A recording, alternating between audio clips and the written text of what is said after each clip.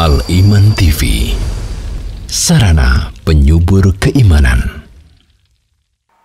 Bismillahirrahmanirrahim. Assalamualaikum warahmatullahi wabarakatuh. Innal hamdalillah nahmaduhu wa nasta'inuhu wa nastaghfiruh wa na'udzu billahi min syururi anfusina wa sayyiati a'malina.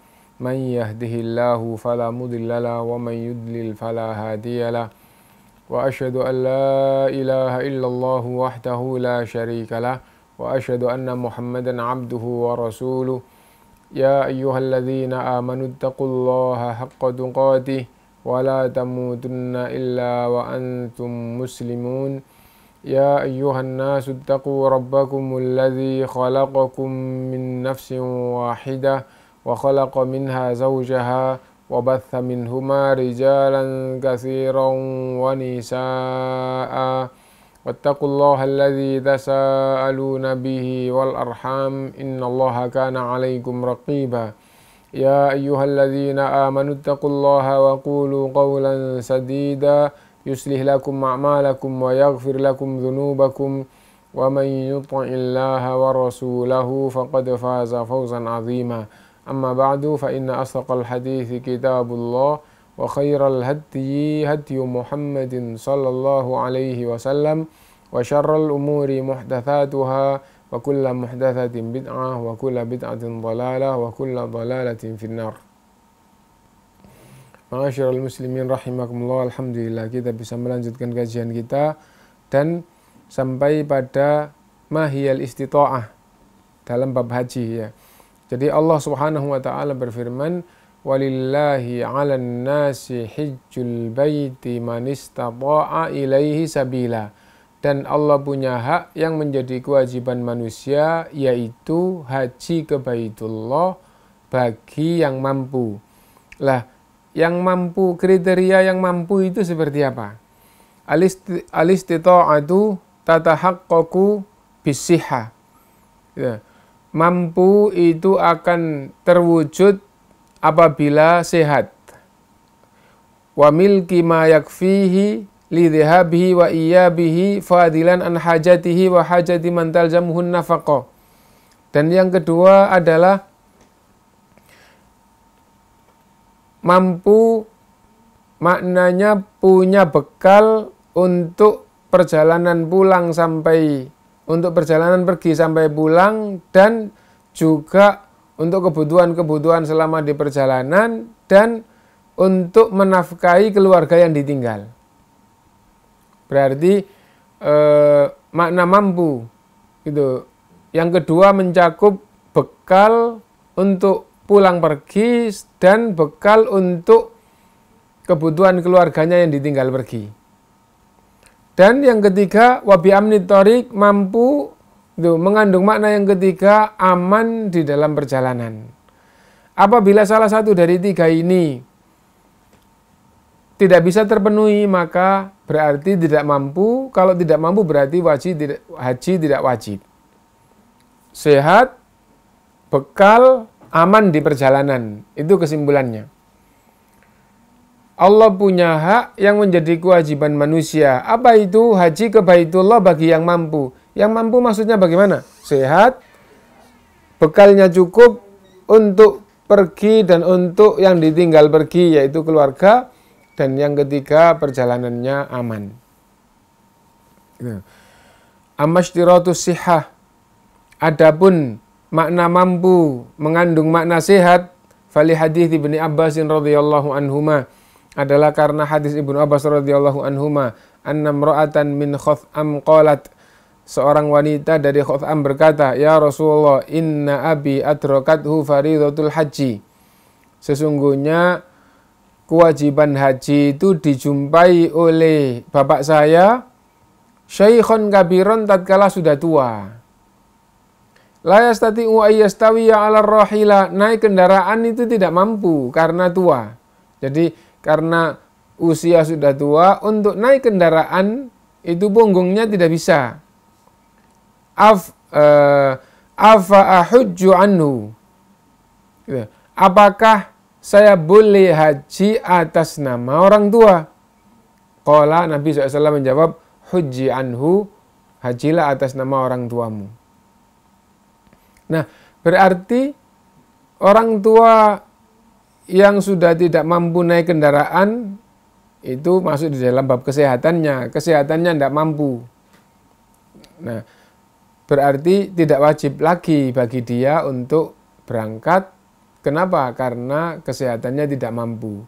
Nah, diambil bahwa makna mampu yang pertama adalah mampu kesehatannya, fisiknya. Mampu kesehatannya atau mampu fisiknya. Gitu. Apabila tidak mampu maka gugur kewajiban. Itu. Dan di dalam hadis ini ada makna ada makna lain yang diambil, yaitu haji atas nama orang lain atau haji atas nama orang tua itu boleh. Ini jawaban Rasulullah SAW, hujji anhu, hajilah atas nama orang tua. Itu. Nah, adapun bab kita masih di dalam memaknai mampu yang pertama mampu kesehatannya, ya, mampu fisiknya. Adapun yang kedua mampu bekalnya. Bekal untuk perjalanan pulang pergi dan bekal untuk yang ditinggal pergi. Gitu. Butuhnya apa?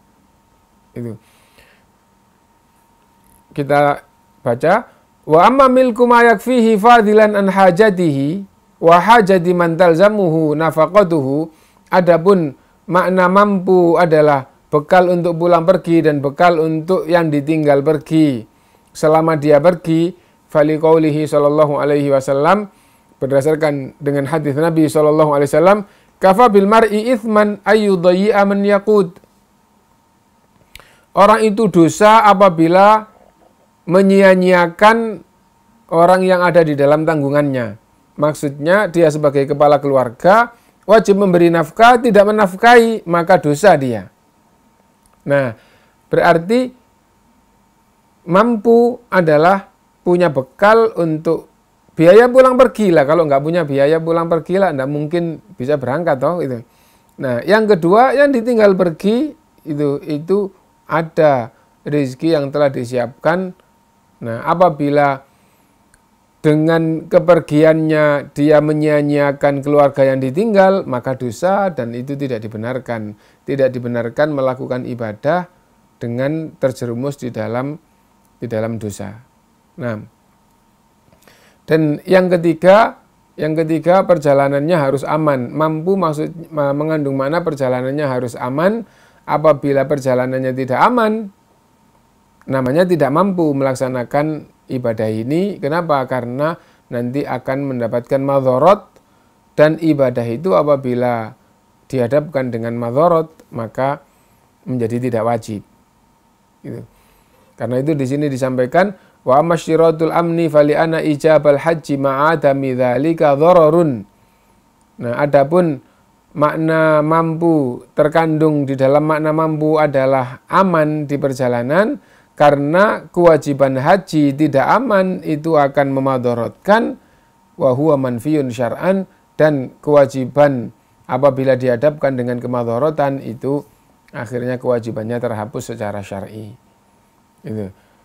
Nah, la yukallifullahu nafsan illa wus'aha. Allah tidak membebani jiwa dalam syariat ini kecuali seukuran dengan kemampuannya.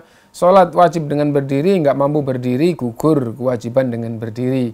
Dengan duduk enggak mampu, dengan duduk gugur kewajiban dengan duduk. Dengan berbaring enggak mampu, dengan berbaring gugur kewajiban salat. Nah, itu tentang makna mampu. Dan khusus untuk wanita ada tambahan lagi. Apa tambahannya? Wanita harus didampingi suami atau didampingi mahram. Apabila tidak ada pendamping laki-laki, yang mana laki-laki ini adalah halal mendampingi. Nah, halal mendampingi itu adalah suami atau mahram. Apabila tidak ada maka dinyatakan wanita itu termasuk tidak mampu. Ini.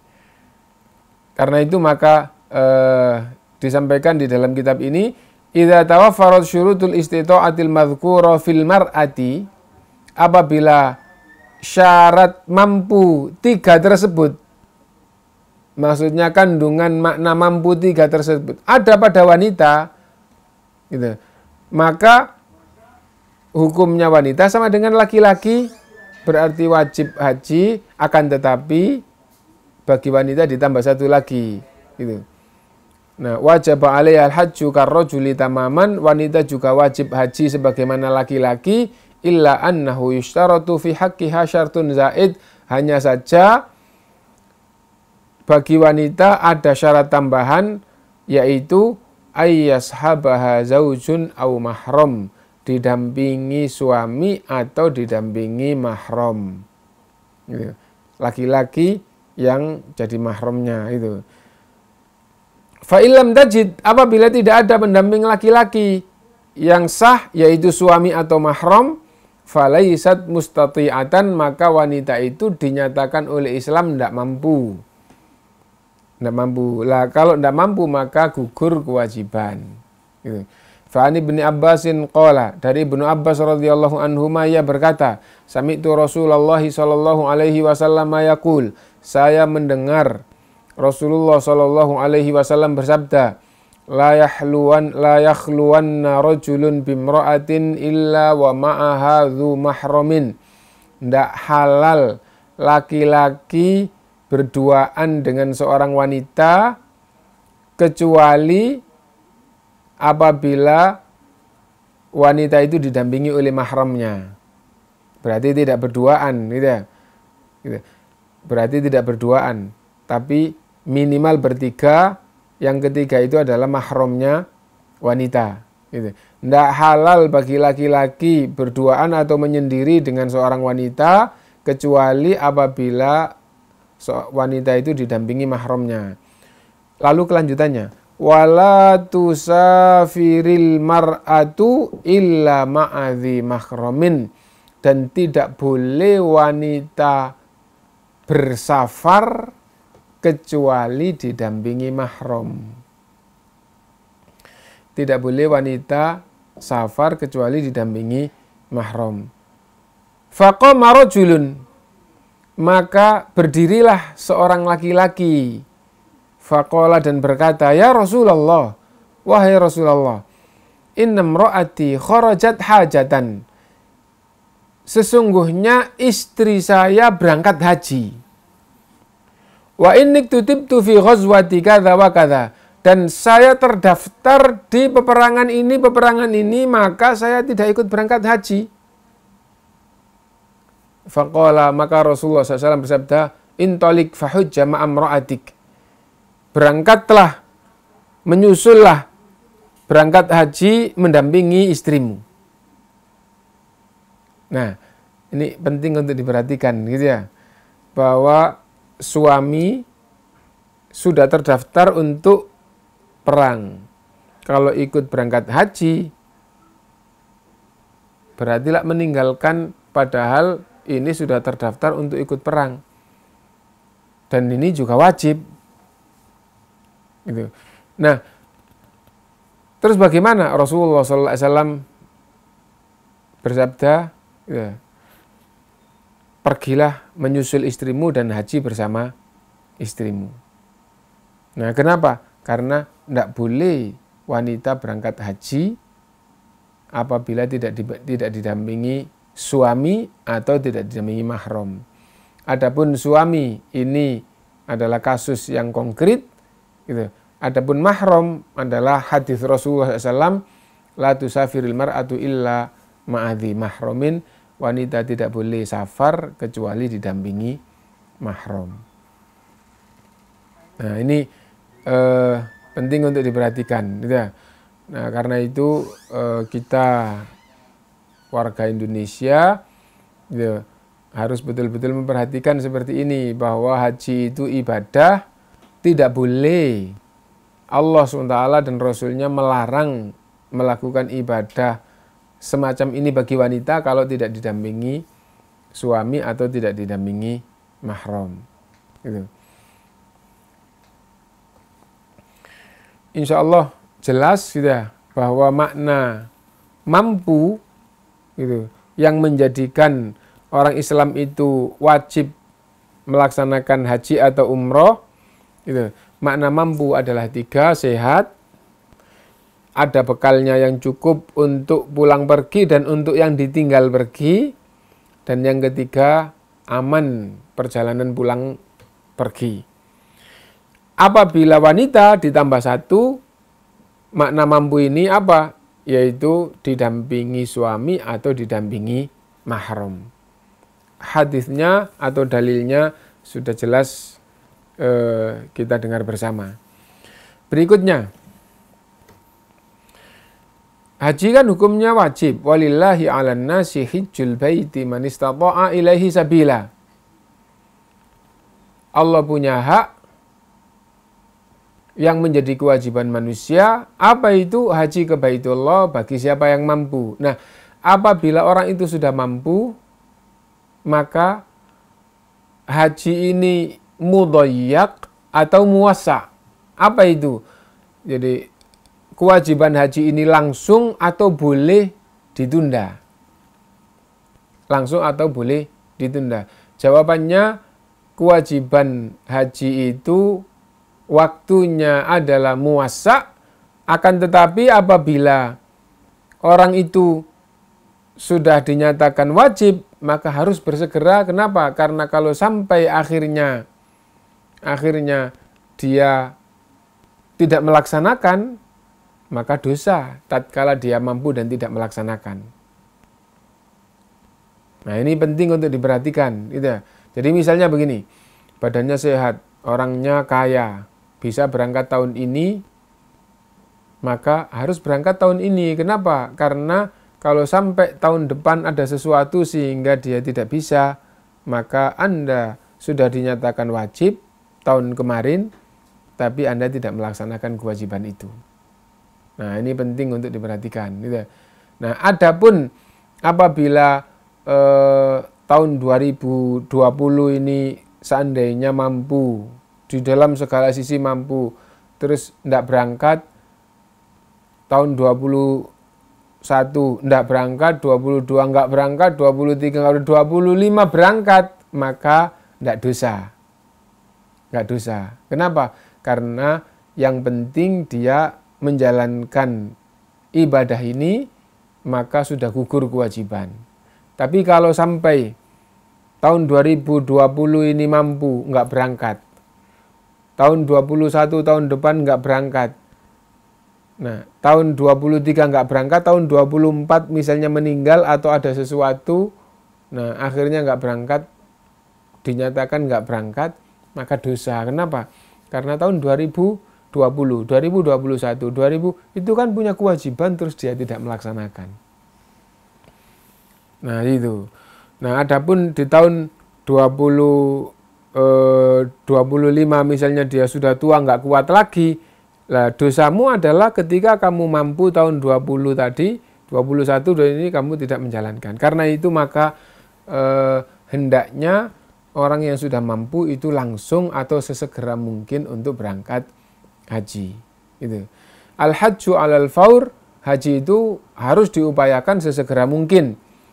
Yajibu 'ala man istata'al mubadara bil haji.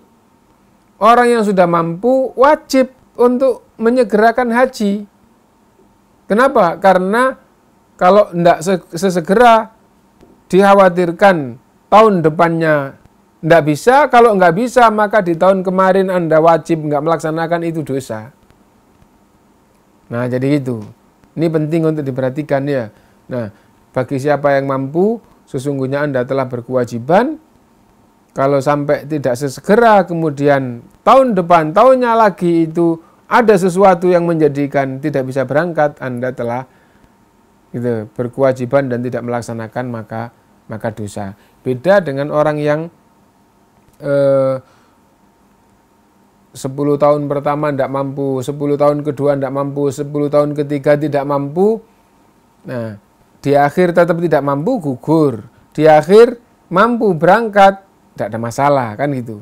Nah, bagi yang mampu nggak berangkat, tahun berikutnya tidak mampu, entah karena kesehatannya, entah karena keamanannya, maka dosanya adalah tatkala dia mampu wajib berangkat, dia tidak berangkat. Gitu. Nakro. Wa yajibu ala man istata al mubadaratu bil haji, dan wajib bagi yang mampu untuk menyegerakan haji. Liqaulihi sallallahu alaihi wasallam, karena Nabi SAW bersabda, man aradal hajja falyata'ajjal. Siapa yang sudah mampu dan berkehendak untuk haji, maka hendaklah sesegera mungkin. Fa innahu qad yamradul maridu, karena bisa jadi nanti akhirnya sakit atau sudah kesehatannya terganggu, akhirnya tidak bisa berangkat gitu. Wa tadillud dhalatu, dan kendaraan itu bisa jadi nanti hilang. Kalau di zaman Nabi kan kendaraan itu unta gitu. Nah, wah mampu karena apa? Karena jauh terus ada unta sebagai kendaraan. Bisa jadi yang akan datang nanti hilang untanya. Nah, entah hilang itu karena betul-betul hilang dalam arti hartanya hilang, atau karena kebutuhan terus kejual sehingga hukumnya sama dengan hilang. Wa ta'ridul haja, dan bisa jadi karena kebutuhan lain. Nah, karena itu tatkala dalam keadaan mampu harus sesegera mungkin supaya kewajiban ini bisa dia laksanakan. Kemudian pembahasan berikutnya, nah ini yang juga sangat penting untuk kita perhatikan, yaitu masalah miqat. Miqat itu artinya adalah batasan. Haji itu dibatasi. Haji itu dibatasi. Lah, batasan di dalam haji itu dua, yaitu waktu dan tempat. Waktu dan tempat. Kalau sholat itu dibatasi, tapi hanya dibatasi waktunya, tempatnya tidak dibatasi. Anda sholat duhur di Indonesia bisa, Anda sholat duhur di Mekah bisa, Anda sholat zuhur di Amerika bisa, dimanapun di muka bumi bisa. Kenapa? Karena sholat itu tempatnya tidak dibatasi, waktunya yang dibatasi. Waktu zuhur batasnya adalah mulai zawal sampai waktu asar masuk. Nah, kalau haji waktunya juga dibatasi, tempatnya juga dibatasi. Nah, itu. 6. Al-mawaqitu jam'u miqat. Mawaqit bentuk jamak dari kata miqat. Ka mawa'id jam'u mi'at, seperti kata mawa'id jamak dari mi'at. Wa hiya mawaqitu zamaniyatun wa mawaqitu makaniyatun. Dan batasan haji itu ada batasan waktu dan ada batasan tempat. Miqat zamaniyah itu batasan waktu, miqat makaniyah batasan tempat. Al-mawaqitu zamaniyah, adapun miqat atau batasan waktu. Qala ta'ala yas'alunaka 'anil ahillah qul hiya mawaqitu lin-nasi wal hajj.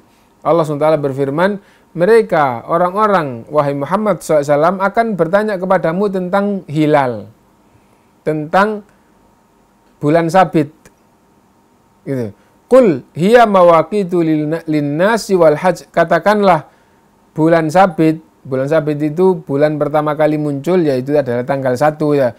Itu untuk menetapkan waktu-waktu ibadah manusia, termasuk untuk menetapkan waktu ibadah haji. Gitu. Wa qala ta'ala, dan Allah SWT berfirman di ayat yang lain, surat Al-Baqarah, masih surat Al-Baqarah ayat 197. Yang tadi ayat 189, sekarang 197. Allah berfirman, Al-hajju ashhurum ma'lumat. Haji itu adanya atau bolehnya di bulan-bulan yang telah ditentukan, bulan-bulan tertentu. Gitu. Qala Ibnu Umar radhiyallahu an, Ibnu Umar radhiyallahu an menjelaskan dari Rasulullah sallallahu alaihi wasallam menjelaskan ini. Nah, ashhurul hajj, bulan-bulan haji adalah Syawal, Dzulqa'dah, Dzulhijjah, atau Syawal, Dzulqa'dah wa asyru Dzulhijjah. Gitu. Gitu. Nah, dan yang lebih umum lagi itu adalah Syawal, Dzulqa'dah, Dzulhijjah. Syawal, Dzulqa'dah, Dzulhijjah itu adalah asyurul hajj. Wa qala Ibnu Abbas Dan Ibnu Abbas radhiyallahu an berkata, minas sunnati alla yuhrima bil haji illa fi ashhuril haji.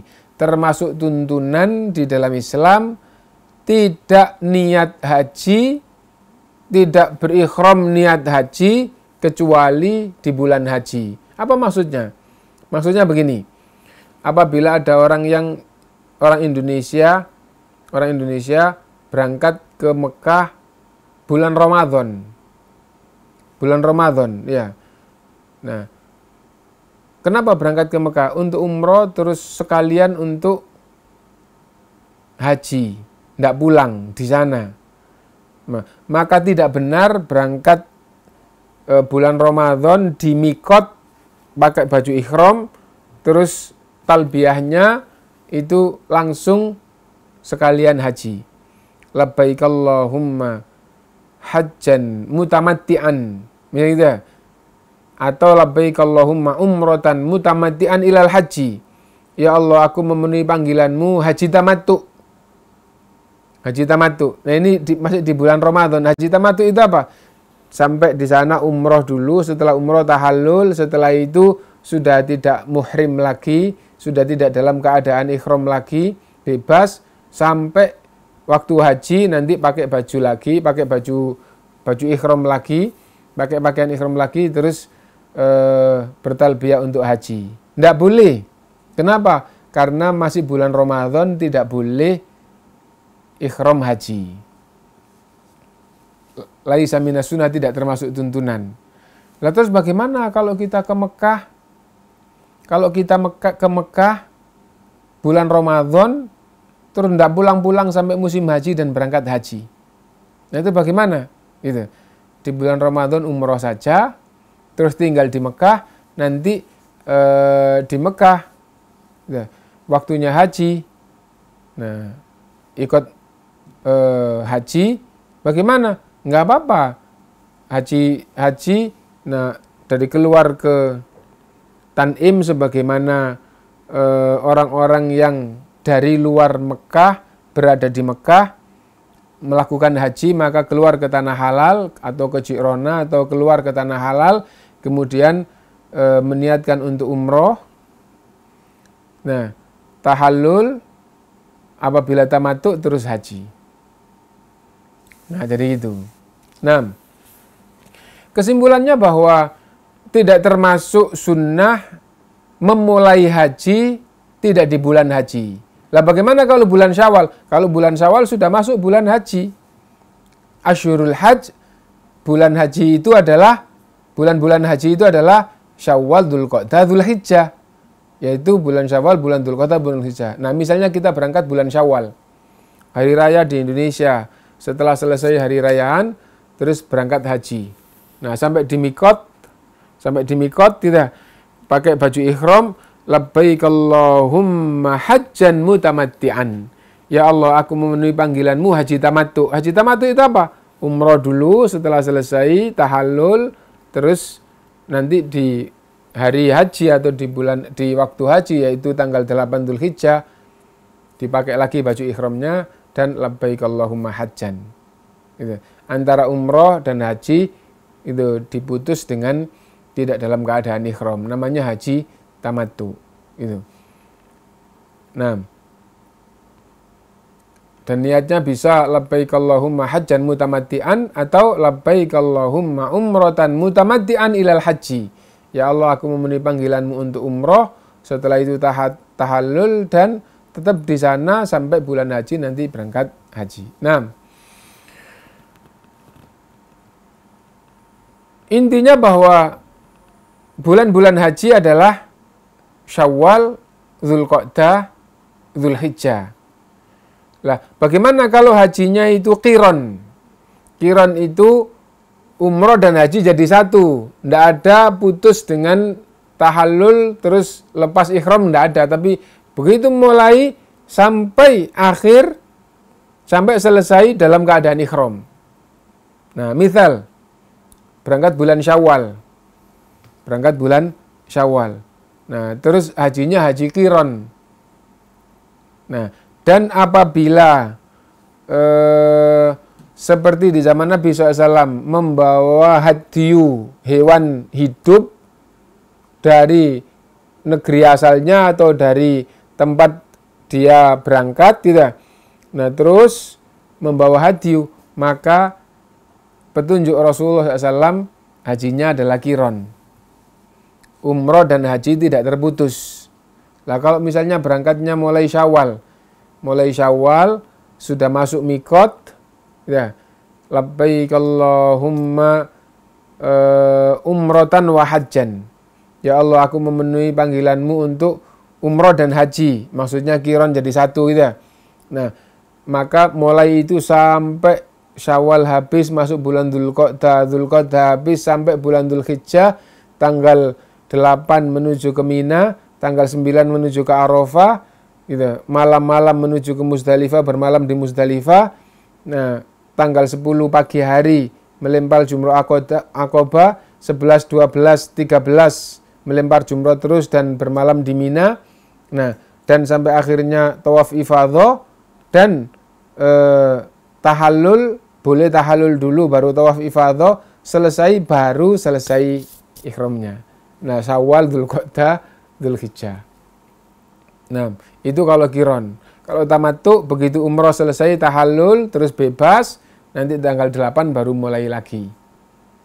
Tanggal 8 Dzulhijjah baru mulai lagi. Nah, 4 hari selesai, gitu ya. Nah, dan bisa lebih panjang. Misalnya ndak tahallul ndak apa-apa. Gitu. Ndak apa-apa selagi masih di sana. Nah, kalau sudah tawaf ifadhah, tahallul maka sudah beres semuanya. Nah, itu. Nah, kita kembali ke bab kita. Dengan begitu maka kita telah faham ada miqat zamaniyah. Apa miqat zamaniyah? Batasan waktu. Batasan waktu haji adalah Syawal, Dzulqa'dah dan Dzulhijjah. Mulainya boleh bulan Syawal, selesainya dipastikan paling cepat tanggal 10 Dzulhijjah. Paling cepat tanggal 10 Dzulhijjah. Nah, dan secara umum tanggal 13 atau tanggal 14 Dzulhijjah baru selesai. Itu yang paling cepat. Kenapa? Karena tanggal 10 baru melempar jumrah Aqabah. Nah, yang kepingin cepat selesai, nah maka setelah melempar jumrah Aqabah kemudian menuju ke Mekah untuk tawaf ifadhah, terus tahallul, nah boleh bebas. Meskipun begitu masih diperintahkan untuk tanggal 11, 12 dan 13 melempar jumrah lagi. Nah, berarti kan kalau normal dan paling cepat tanggal 13 baru selesai. Bagaimana itu? Tanggal 10 melempar jumrah Aqabah. Tanggal 11 dan tanggal 12 ya, melempar jumrah. Tanggal 11 jumrah sughra, wusta dan Aqabah. Tanggal 12 melempar lagi jumrah sughra, wusta dan Aqabah. Dan apabila dia ingin nafar awal pergi duluan, maka untuk yang tanggal 13 dilempar juga di tanggal 12. Sughra, wusta, Aqabah. Nah, sudah selesai. Nah, berarti kan tanggal 13, tanggal 10-nya itu Aqabah tok, tanggal 11 melempar 3 jamarot, tanggal 12 melempar yang tanggal 13 dan tanggal 12 dan tanggal 13 digabung jadi satu, baru menuju ke Mekah untuk tawaf ifadhah, terus tahallul. Nah, berarti tanggal 12 akhir. Nah, malamnya sudah tanggal 13, bisa-bisa masuk tanggal 13, paling cepat baru selesai. Nah, itu yang normal gitu. Nah, setelah itu pembahasan berikutnya adalah miqat makaniyah, al-mawaqit al-makaniyah, batasan-batasan tempat. Nah, batasan tempat itu apa? Batasan tempat itu adalah orang yang dari luar memulainya harus di tempat yang telah ditentukan. Apabila bablas, maksudnya sudah mendekat ke Mekah melewati batas yang ditentukan, maka itu kesalahan. Dia harus bertaubat kepada Allah dan beristighfar, kecuali apabila dia balik mundur, nah kemudian pakai ihram dan niat, itu maka tidak dibutuhkan untuk istighfar dan bertaubat, karena dia meskipun kebablas balik lagi. Contoh, penduduk Madinah atau orang yang datang dari arah Madinah, dan Madinah ke Mekah itu kurang lebih 450 kilo. 450 kilo. Zaman dulu maupun zaman sekarang, zaman dulu lebih panjang karena liku-liku jalannya, zaman sekarang lebih dekat karena jalannya dibuat lurus. Nah, kembali 450 kilo yang berangkat dari Madinah atau orang penduduk Madinah. Begitu berjalan keluar dari kota Madinah, sampailah di Bir Ali, zaman dulu namanya Dzulhulaifah. Nah, itu adalah batas permulaan ibadah haji atau ibadah umroh. Nah, apabila dia sudah sampai di Dzulhulaifah, harus mulai, kalau belum mulai dia kebablas terus menuju ke Mekah, maka di mana dia ingat dia boleh sah pakai ihram terus baru mulai, tapi dia harus beristighfar dan bertaubat kepada Allah. Kenapa? Karena tidak mulai dari awal. Dari awal tempat yang ditentukan. Nah, atau dia balik lagi, wah ini kebablas 10 kilo, 20 kilo, 100 kilo, kita balik ke Bir Ali, balik ke Dzulhulaifah, sampai di sana baru mulai, kalau gitu enggak apa-apa. Nah, itu yang dimaksud dengan mikot makania, batasan-batasan tempat. Nah, batasan tempat bagi yang dari luar menuju ke Mekah untuk haji atau umroh itu apa? Dijelaskan oleh Rasulullah, kita baca. Ani bin Abbasin qala, dari Ibnu Abbas radhiyallahu anhu berkata, Inna Nabiyya sallallahu alaihi wasallam waqqata li ahli Madinah Dzulhulaifah. Rasulullah sallallahu alaihi wasallam telah menetapkan batas untuk penduduk Madinah apabila haji atau umroh. Untuk penduduk Madinah batas permulaannya adalah Dzulhulaifah. Dzulhulaifah itu nama zaman dulu, sekarang lebih dikenal dengan Bir Ali. Bir Ali itu. Wali ahli Syam Juhfah. Dan untuk penduduk Syam batasnya, mikotnya adalah Juhfah. Wali ahli Najdin Qarnal Manazil. Dan untuk penduduk Najd adalah tempat yang namanya Qarnul Manazil. Wali ahli Yaman Yalamlam. Dan untuk penduduk Yaman, mikotnya ditetapkan oleh Rasulullah Yalamlam. Waqala, dan Rasulullah SAW bersabda, hunna lahunna. Tempat-tempat tadi itu adalah mikotnya negeri-negeri tadi. Dzulhulaifah adalah mikotnya ahli Madinah, penduduk Madinah. Gitu. Juhfa adalah mikotnya negeri Syam. Qarnul Manazil adalah mikotnya orang-orang Najd. Yalamlam adalah mikotnya orang-orang Yaman. Hunna lahunna, tempat-tempat tadi itu adalah mikotnya negeri-negeri tadi. Waliman ata alaihinna, dan juga jadi mikot siapapun yang melewati situ. Orang Indonesia menuju ke Mekah lewat Madinah, maka mikotnya ikut penduduk Madinah. Orang Indonesia menuju ke Mekah melewati arah Yaman langsung ke Mekah, maka mikotnya ikut Yaman, yaitu Yalamlam. Orang Indonesia tapi berangkat hajinya melewati Mesir, terus melewati Palestina, melewati seperti orang-orang Syam. Nah, maka mikotnya mengikuti penduduk Syam. Ya.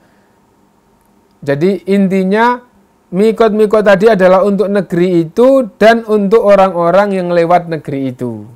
Hunna lahunna waliman ata alaihinna min ghairi ahlihinna mimman aradal hajja awil umrah, bagi siapa yang ke Mekah ingin haji atau ingin umrah. Pak mau kemana? Mau ke Mekah. Dari mana? Dari Indonesia langsung ke Mekah, nanti pesawatnya turun di Jeddah. Maka itu melewati atasnya Yaman, berarti mikotnya di Yalamlam. Berarti mikotnya nanti di Yalamlam. Nah, jadi itu. Loh, Pak mau kemana? Mau haji atau mau kemana? Mau umroh. Nah, terus ini langsung ke Mekah berarti? Enggak, ke Madinah dulu. Oh, kalau gitu Bapak berarti dari Indonesia ini enggak langsung haji, enggak langsung umroh, tapi ke Madinah dulu. Ke Madinah. Nanti berangkat haji atau umrohnya dari Madinah, maka mikotnya mengikuti penduduk Madinah.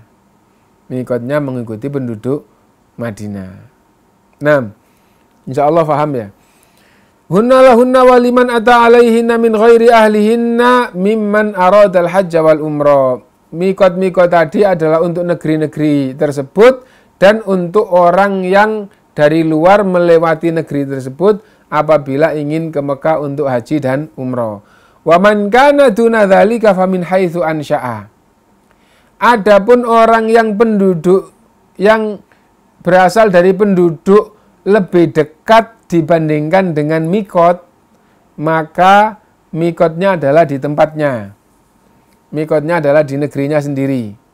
Misalnya begini, tadi sudah kita sampaikan Madinah menuju ke Mekah 450 kilo. Lah dia dari daerah antara Madinah ke Mekah cuma 300 kilo. Mundurlah Anda. Anda mikotnya di kota Anda atau di negeri Anda itu. Nah, jadi kayak gitu. Nah, misal perjalanan pesawat itu 1000 km per jam. 1000 km per jam. Kira-kira 25 menit atau 20 menit sebelum mendarat ke Jeddah dengan kecepatan pesawat 1000 km per jam. Nah, itu di atas Yalamlam. Di atas Yalamlam. Oh, saya kotanya itu antara Yalamlam ke Mekah.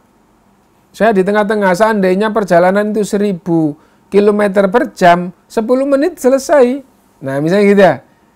Nah, terus mikot saya di mana? Karena Anda antara Yalamlam dengan Mekah, maka mikot Anda di kota Anda atau di negeri Anda situ. Jadi mikotnya di situ. Gitu ya. Jadi wa man kana duna dzalika famin haitsu ansya'a, siapa yang tempat tinggalnya itu lebih dekat daripada mikot yang ditentukan untuk menuju ke Mekah, maka mikotnya adalah dari mana dia mulai, hatta ahlu Makkah min Makkah, sampai penduduk Mekah pun kayak gitu. Apa? Kalau orang Mekah asli, maka mikotnya di mana? Mikotnya ya di rumahnya atau di Mekah. Penduduk Mekah mikotnya di Mekah, maksudnya kalau dia rumahnya di Mekah, mikotnya ya mulai di rumah Anda. Nah, jadi kayak gitu. Mikotnya mulai di rumah Anda. Nah, hatta ahla Makkah min Makkah, sampai penduduk Mekah mikotnya juga di Mekah. Wa an Aisyah radhiyallahu anha, dan Aisyah radhiyallahu an berkata, anna Nabiya sallallahu alaihi wasallam mawaqqata li ahli Iraq dzata irqin. Rasulullah SAW menunjukkan mikotnya penduduk Irak adalah Dzatu Irqin, nama tempat namanya Dzatu Irqin. 6. Faman arada Makkah linusukin, siapa yang menuju ke Mekah untuk haji atau umroh, fala yajuzu lahu ayyatajawaza hadhil mawaqit hatta yuhrima. Tidak boleh sudah melewati di tempat-tempat yang ditentukan tadi itu masih belum memulai ihramnya, tidak boleh. Mulai ihram harus di tempat itu. Gitu. Nah itu. Faman arada Makkah linusukin fala yajuzu lahu an yatajawaza hadhil mawaqit. Siapa yang menuju ke Mekah tujuannya umroh atau haji tidak boleh melampaui atau melewati tempat-tempat tersebut hatta yuhrima, sehingga dia harus ihram di situ dulu baru melewati. Gitu. Wa yakrahul ihram qablaha, dan dilarang juga, dibenci di dalam Islam, dilarang ihram sebelum melewati. Sebelum melewati ihram juga nggak boleh, setelah melewati juga nggak boleh. Lah terus harus pas memulainya di mikot yang ditentukan. Itu. Wa kullu ma ruwiya minal ahadithi fil haddi alal ikhrami qoblal miqati la yasih.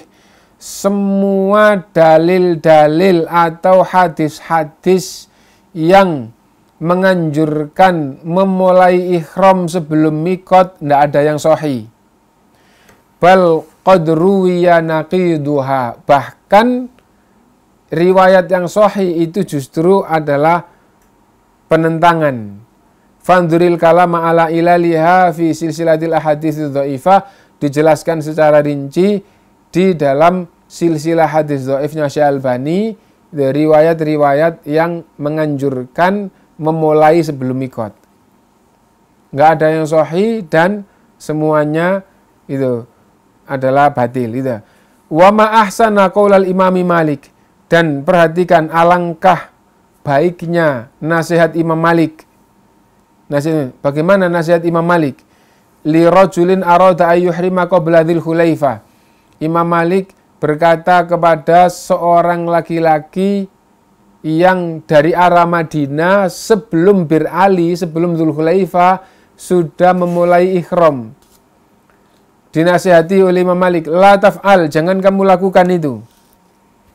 Jangan ikhram sebelum sampai di Dzul Khulaifah. Fa inni akhsha 'alaikal fitnah. Kalau sampai kamu tetap melakukan, saya betul-betul takut kamu ditimpa fitnah. Nah, fitnah itu apa? Fitnah itu yang paling besar adalah syirik. Orangnya musyrik. Yang kedua adalah tersesat. Kalau tidak sampai syirik, nggak sampai musyrik, maka dolal, tersesat. Termasuk bid'ah itu adalah tersesat. Yang ketiga adalah mukhalifun lisunnah. Seandainya tidak sampai tersesat, tidak sampai bid'ah, itu pun sudah tidak sesuai tuntunan. Nah. Fa inni akhsha 'alaikal fitnah. Saya betul-betul takut kamu ditimpa fitnah. Faqala, maka orang tadi itu menjawab, wa ayyu fitnatin fi hadhihi? Fitnah apa yang akan mengenai saya kalau saya ihram sebelum Bir Ali? Innama hiya amyalun aziduha. Sesungguhnya saya memulai sebelum Bir Ali dengan beberapa mil gitu aja. Apa fitnah yang akan menimpa? Saya sudah mulai sebelum Dzul Khulaifah beberapa mil atau beberapa kilo. Apa fitnah yang akan menimpa? Faqala, maka Imam Malik rahimahullah menasihati, wa ayyu fitnatin a'zam min antara annaka sabaqta ila fadilatin qassara anha Rasulullah sallallahu alaihi wasallam. Fitnah apa yang lebih besar dibandingkan dengan kamu merasa melakukan kebaikan sedangkan Rasulullah tidak melakukan? Kamu merasa melakukan kebaikan yang tidak diajarkan oleh Rasulullah SAW. Fitnah apa yang lebih besar daripada itu? Sesungguhnya fitnah yang paling besar adalah menilai bisa berbuat baik padahal Rasulullah tidak mengajarkan. Apa itu? Kalau tidak sampai keluar dari Islam itu adalah bid'ah. Karena itu Rasulullah SAW di hampir setiap khutbahnya, wa syarrul umuri muhdatsatuha, dan sejelek-jelek perkara itu adalah bid'ah. Itu adalah perkara agama yang diada-adakan. Fa inna kulla muhdatsatin bid'ah. Semua yang diada-adakan dalam agama adalah bid'ah. Wa kulla bid'atin dhalalah, dan semua bid'ah itu adalah tersesat. Ini hadis Rasulullah. Berbagai riwayat dikumpulkan jadi satu, dihukumi oleh ulama hadisnya sahih. Hadisnya sahih. Dan kita sebagai umat Islam jangan sampai mengikuti pemahaman yang mengatakan bahwa hadis Rasulullah kullu bid'atin dhalalah, semua bid'ah itu tersesat. Makna hadis itu tidak semua bid'ah tersesat. Nah, apa ini? Ini pemahaman apa ini? Kullu bid'atin dhalalah, semua bid'ah itu tersesat. Ini hadis Rasulullah makna hadis Rasulullah adalah semua bid'ah tersesat, maknanya tidak semua bid'ah tersesat. Ini makna apa ini?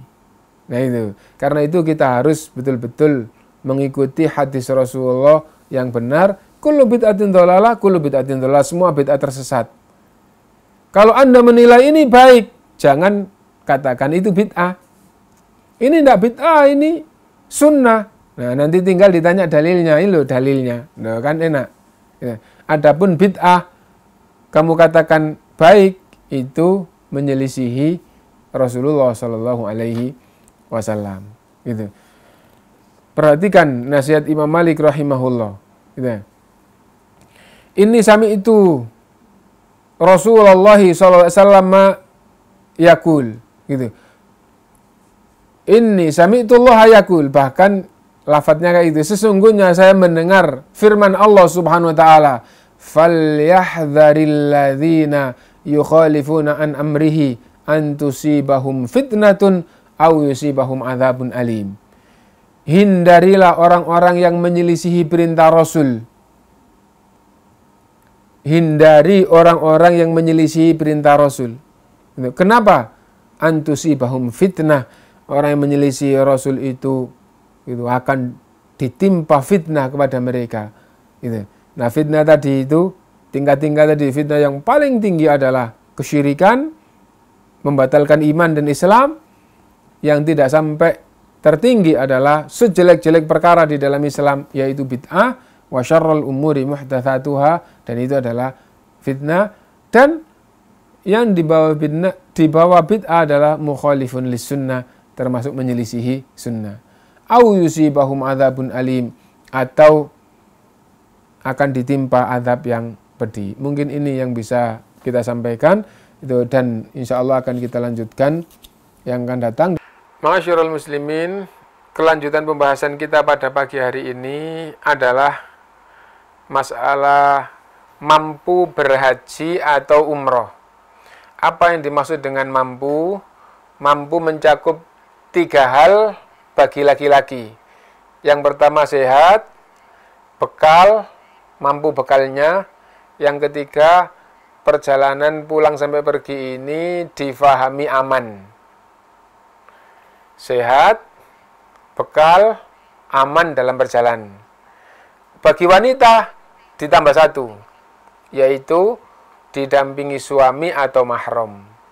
Apabila salah satu dari 3 atau salah satu dari 4 ini tidak ada, maka hukum Islam menetapkan dia tidak mampu, maka tidak berkewajiban haji atau umroh.